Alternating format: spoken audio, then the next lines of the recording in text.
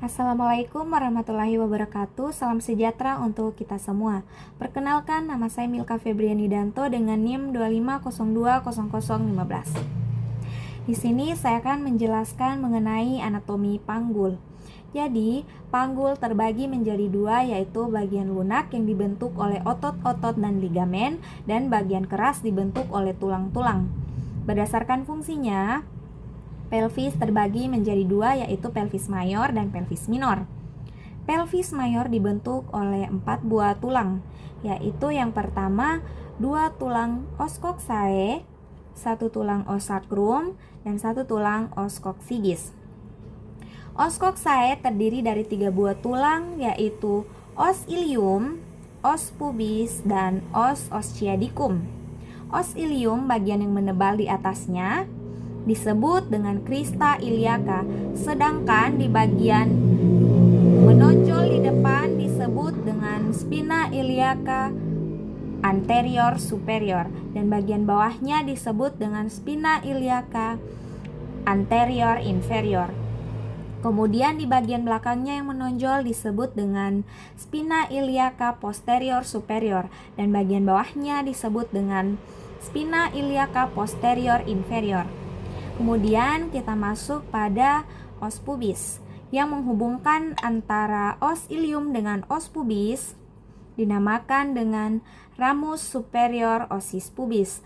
Kemudian bagian yang menghubungkan antara os pubis dengan os ostiacum dinamakan dengan ramus inferior ossis pubis.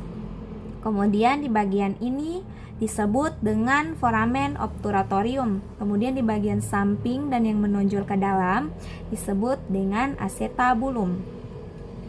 Kemudian kita masuk pada os ostiacum yang membentuk segitiga di bawah disebut dengan arcus pubis.